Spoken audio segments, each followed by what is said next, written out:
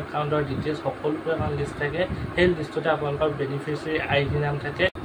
নমস্কাৰ, সকলোকে সুবিচাৰ চেনেল স্বাগতম জনাইছোঁ। খুবেই গুৰুত্বপূৰ্ণ আপডেট কেইটামান লৈ আহিছোঁ। এইকেইটা আপডেট আপোনালোকৰ বাবে খুবেই গুৰুত্বপূৰ্ণ হ'ব, যিহেতু এটা নহয় দুটা নহয় প্ৰায় 3টামান ভিডিঅ'ৰ আপডেট একেলগতে লৈ আহিছোঁ। ভিডিঅ'টো অলপ লং হ'ব, গোটেই ভিডিঅ'টো চাব বুলি আশা থাকিলে। প্ৰথম আপডেটটো হৈছে আপোনালোকৰ অঞ্চলত ইতিমধ্যে গেছৰ কাৰণে ফৰ্ম দিয়া হৈছে। আপোনালোকে অৰুণোদয় 3.0 যিহেতু আপোনালোকৰ 1250 টকা দিয়া হৈছিলে, লগতে এবাৰ টকা বৃদ্ধি কৰি পিনে 1500 টকা কৰা হ'ব বুলি কোৱা হৈছিলে। তাৰ 250 টকা গেছৰ হ'ব বুলি ইতিমধ্যে মই ভিডিঅ'ত কৈছোঁৱেই। এই 250 টকা আপোনালোকে পাবলৈ হ'লে ফৰ্মখন কেনেকৈ ফিল আপ কৰিব লাগিব, লগতে আপোনালোকৰ অৰুণোদয় যি বেনিফিচিয়াৰী ID আছে সেয়া আপোনালোকে ক'ত পাব সবিশেষ গম পাব। আৰু যদিহে আপোনালোকে কৃষকৰ পইচা পায় বা আপোনালোকৰ মাটি বাৰী কিবা সমস্যা জড়িত হৈ আছে, তেনেহ'লে তাৰ ওপৰতো এগ্ৰিকালচাৰ ডিপাৰ্টমেণ্টৰ ফালৰ পৰা এটা আপডেট আহিছে, সেয়াও আপোনালোকে এইটো ভিডিঅ'তে গম পাব। আৰু যদি মুখ্যমন্ত্ৰী মহিলা উদ্যমিতা আঁচনি আপোনালোকৰ ছিলেকশ্যন হৈছে, তেনেহ'লে আপোনালোকে কি কৰিব নালাগে বা কি কৰিব লাগিব এইটো ভিডিঅ'ত গম পাব। যদি আপোনালোকে এইকেইটা কাম নকৰে, তেনেহ'লে আপোনালোকৰ একাউণ্টত পইচা নোহাব। এনেকুৱা ইনফৰ্মেটিভ আপডেট পাই থাকিব চেনেলটো ছাবস্ক্ৰাইব কৰিব লাগিব, আৰু ছাবস্ক্ৰাইব কৰি পিনে বেল আইকনটো প্ৰেছ কৰি থওক, যাতে সময়মতে আপডেটবোৰ পাই থাকে। তেতিয়াহ'লে আহক দেৰি নকৰি ভিডিঅ' আৰম্ভ কৰিছোঁ। প্ৰথমতে ক'ব বিচাৰিছোঁ, মুখ্যমন্ত্ৰী মহিলা উদ্যমিতা আঁচনি যিসকলে ছিলেকশ্যন হৈছে, তেখেতসকলৰ আপোনালোকৰ তাৰিখ অনুযায়ী বেলেগ বেলেগ জিলাত আপোনালোকৰ পইচা দিয়া হ'ব। আপোনালোকৰ কোন তাৰিখে কোনখন জিলাত দিয়া হ'ব প্ৰথমে মই দেখাই ল'ব বিচাৰিছোঁ, আপোনালোকে চাই লওক স্ক্ৰীণত। মুখ্যমন্ত্ৰী মহিলা উদ্যমিতা অভিযানৰ পুঁজি বিতৰণৰ সূচী এইখন বৰ্তমান প্ৰকাশ পাইছে, আৰু বৰ্তমান পাথাৰিঘাটত, হোজাইত আৰু জালুকবাৰী, লাহৰীঘাটত আদি দিবলৈ বাকী আছে, যি 1, 2, 3 তাৰিখে দিয়া হ'ব ছেপ্টেম্বৰ মাহৰ। ঢেকীয়াজুলিত 4 ছেপ্টেম্বৰ তাৰিখে, মানকাছাত 6 ছেপ্টেম্বৰ তাৰিখে, আৰু গৌৰীপুৰত 16 ছেপ্টেম্বৰ তাৰিখে, আৰু শেষত বিশ্বনাথ জোনাইত 25 আৰু 26 ছেপ্টেম্বৰ তাৰিখে, তিনিচুকীয়াত 27 ছেপ্টেম্বৰ আৰু ৰংখাঙত 28 ছেপ্টেম্বৰ তাৰিখে অসমৰ মুখ্যমন্ত্ৰী ডাঙৰীয়া ডক্টৰ হিমন্ত বিশ্ব শৰ্মা ডাঙৰীয়াই এই পুঁজি বিতৰণ কৰিব। আৰু মুখ্য অতিথি হিচাপে যিসকল আছে তেখেতসকলে এই পুঁজি বিতৰণ কৰা অনুষ্ঠানত উপস্থিত থাকিব। আৰু এতিয়া বৰ্তমান এইখন পুঁজিৰ বাবে এখন সূচী প্ৰকাশ কৰিছে। অনাগত দিনত বাকী অন্য জিলাসমূহৰ যি বিধানসভা সমষ্টি আছে, তেখেতসকলৰো পুঁজি বিতৰণৰ যি সূচী আছে প্ৰকাশ কৰিব। যেতিয়া প্ৰকাশ কৰে মই আপোনালোকক অৱগত কৰি দিম, আপোনালোকে চিন্তা কৰিব নালাগে। আপোনালোকে খালি চেনেলটো ছাবস্ক্ৰাইব কৰি বেল আইকনটো প্ৰেছ কৰি দিব, তেতিয়া আপোনালোকে আপডেট পাই থাকিব। আপোনালোকৰ এইকেইটাই আহিছে বৰ্তমান তাৰিখৰ নাম, আৰু অনাগত দিনত বাকী জিলাসমূহৰ নাম আহি যাব তেতিয়া মই নিশ্চয় আপোনালোকক অৱগত কৰিম। খালি চেনেলটো আপোনালোকে ছাবস্ক্ৰাইব কৰি থ'ব, যাতে আপডেটটো সময়মতে পাই যায়। আৰু আপোনালোকৰ একাউণ্টত যোনদিনাখন তাৰিখে আপোনালোকৰ ডিষ্ট্ৰিক্টত এই আঁচনিৰ ধন মুকলি কৰা হ'ব, সেই তাৰিখে আপোনালোকৰ একাউণ্টতো পইচা সোমাই যাব। খালি যদিহে আপোনালোকৰ আধাৰ চিলেক্ট কৰা নাই, বেংকৰ EKYC দিয়া নাই, আধাৰ লিংক কৰা নাই, তেতিয়া আপোনালোকৰ পইচা নোহোৱাব। যদিহে এইকেইটা কৰি থৈছে, তেনেহ'লে আপোনালোকৰ চিন্তাৰ প্ৰয়োজন নাই, আপোনালোকৰ একাউণ্টত টকা সোমাই যাব।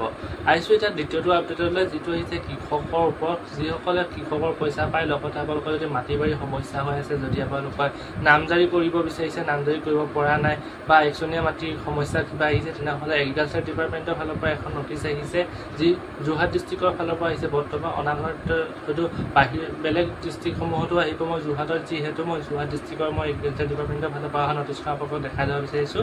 আপোনালোকে প্ৰথমে চাই লওক।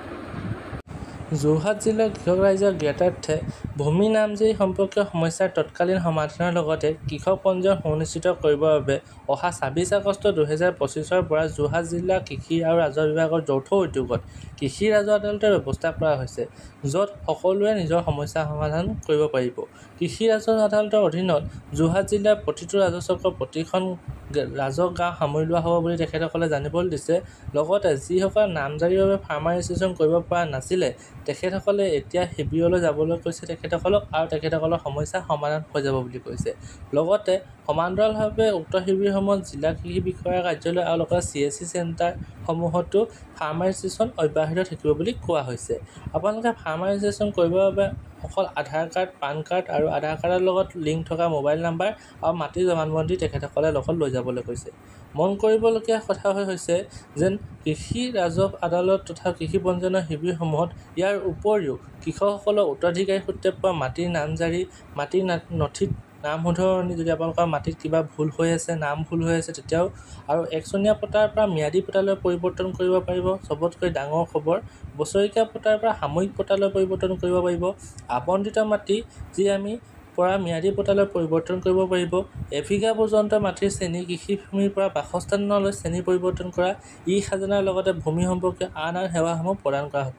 সকলো মাটিৰ লগত যিবোৰ সমস্যা সাধাৰণতে মানুহৰ হৈ থাকে, সকলোবোৰ সমস্যা ইয়াৰ জৰিয়তে আপোনালোকৰ শেষ হ'ব আৰু আপোনালোকে সকলো কাম কৰিব পাৰিব।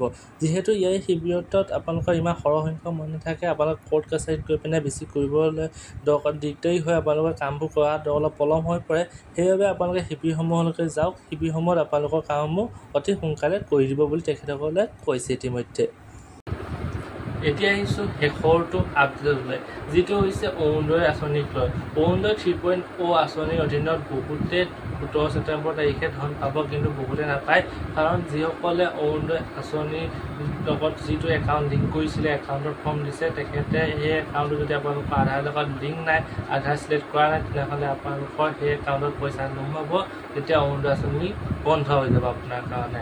আৰু এটা আপডেট হৈছে যেন গেছৰ যিসকলে ফৰ্ম নাই পোৱা বা যিসকলে গেছৰ ফৰ্ম পাইছে, এতিয়া তেখেতসকলে অৰুণোদয় আঁচনিৰ যি বেনিফিচিয়াৰী আইডি কোড পাব। যিহেতু মই অৰুণোদয় আঁচনি যেতিয়া প্ৰথম ওলাইছিল, তেতিয়া মই নিজে অৰুণোদয় ভেৰিফিকেশ্যন কৰিবলৈ মানুহৰ ঘৰত গৈছিলোঁ। তেতিয়া মই জানো যে অৰুণোদয় আইডি কেনেকৈ থাকে। আপোনালোকৰ ব্লকতো আপোনালোকে খবৰ কৰিব পাৰিব বা আপোনালোকৰ এখন লিষ্ট ওলায়, অৰুণোদয় আঁচনি এখন লিষ্ট ওলায়, ফাইনেল লিষ্ট যেনেকৈ থাকে এখন লিষ্ট ওলায়। আপোনালোকৰ নাম, বেংকৰ একাউণ্টৰ ডিটেইলছ সকলোবোৰ এখন লিষ্ট থাকে। সেই লিষ্টতে আপোনালোকৰ বেনিফিচিয়াৰী আইডি নাম থাকে। সেই আইডিটো আপোনালোকে ব্লক, পঞ্চায়ত বা আপোনালোকৰ ৱাৰ্ড মেম্বাৰ গ'লেও আপোনালোকে পাই যাব। চিন্তা কৰিব নালাগে, আপোনালোকৰ বেনিফিচিয়াৰী আইডি পাই যাব। গেছৰ ফৰ্মখন আপোনালোকে শুদ্ধকৈ ফৰ্মখন ফিল আপ কৰিব।